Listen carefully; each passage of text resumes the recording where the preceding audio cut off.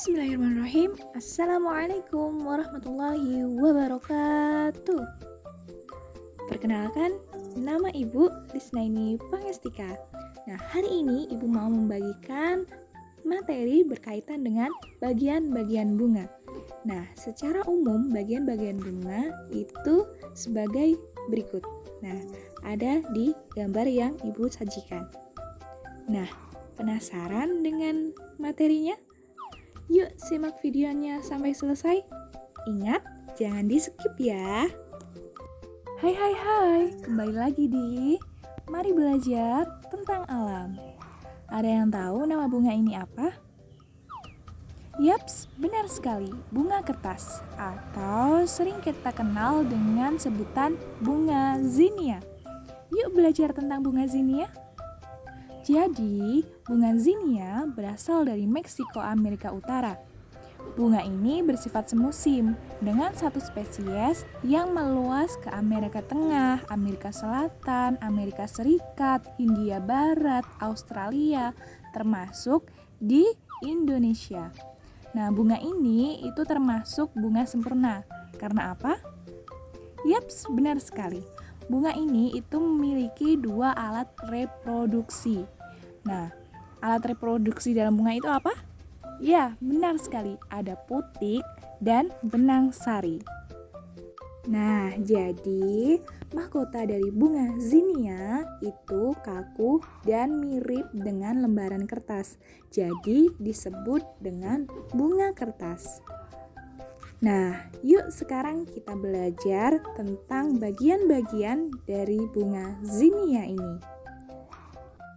Bagian bunga zinnia yang pertama itu ada tangkai bunga. Tangkai bunga ini sering disebut dengan pedicellus. Tangkai bunga berada di bawah kelopak bunga. Fungsi dari tangkai bunga itu sudah jelas, yakni sebagai penyokong cabang bunga. Kemudian, bagian yang kedua itu ada daun. Nah, daun itu berfungsi sebagai alat untuk berfotosintesis karena di daun ada zat hijau atau klorofil sebagai tempat untuk menyimpan cadangan air dan juga makanan. Yang ketiga ada kelopak bunga atau disebut dengan calyx. Kelopak bunga itu terletak di bagian paling luar dalam struktur bunga. Fungsinya adalah untuk melindungi mahkota bunga ketika masih dalam keadaan kuncup. Nah, kelopak bunga itu biasanya berwarna hijau dan menutup bagian lainnya ketika bunga belum mekar. Yang keempat ada putik dengan sebutan pistilum atau gynoecium. Seperti yang kita ketahui bahwasanya putik itu sebagai alat reproduksi betina. Nah, putik berada di tengah-tengah bunga dan mengandung sel telur untuk masa reproduksi. Kelima, ada mahkota bunga atau dikenal dengan corolla. Mahkota bunga merupakan salah satu bagian dari bunga yang mencolok karena berada di area luar. Mahkota bunga biasanya berwarna-warni. Hal ini dikarenakan mahkota bunga berfungsi untuk menarik perhatian serangga sebagai pembantu proses penyerbukan. Keenam, ada benang sari atau dikenal dengan androecium. Fungsi dari benang sari adalah sebagai alat reproduksi jantan pada bunga. Benang sari berada di dekat putik dan biasanya berwarna kuning.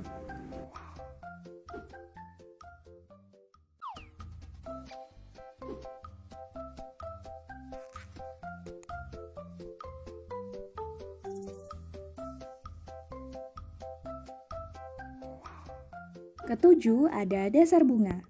Nama lain dari dasar bunga yaitu reseptakel.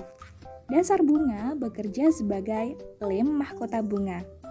Dasar bunga itu membuat mahkota bunga menjadi tetap melekat dan tidak berjatuhan.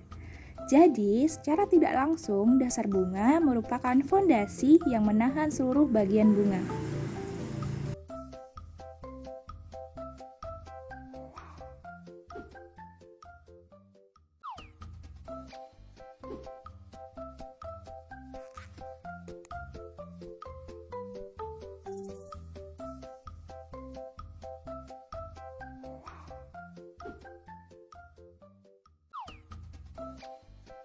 8. Ada tangkai sari atau dikenal dengan filamen.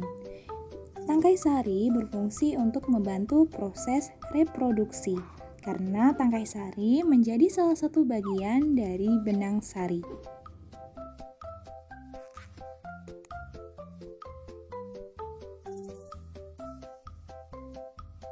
9. Ada bakal buah atau dikenal dengan ovarium. Bakal buah merupakan bagian dari putik yang memiliki peran sangat penting. Bakal buah merupakan tempat menyimpan sel telur. Nah, disinilah nanti akan terjadinya proses pembuahan.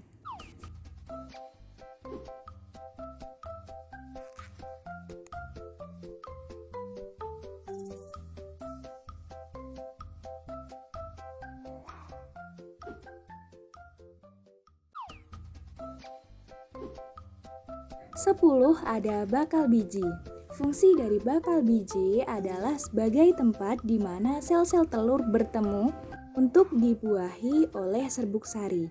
Bakal biji juga berperan sebagai pelindung sel telur serta memastikan proses penyerbukan dapat berjalan dengan lancar. Jadi, itulah bagian-bagian struktur bunga yang perlu kita ketahui. Untuk contoh lain dari bunga sempurna, itu ada bunga tulip dan bunga sepatu atau dengan nama lain Hibiscus rosa sinensis. Sekian penjelasan dari bagian-bagian bunga, semoga dapat dipahami. Kurang dan lebihnya mohon maaf, jangan lupa dipelajari lagi tentang materi hari ini. Sekian dari Ibu. Wassalamualaikum warahmatullahi wabarakatuh. Dah.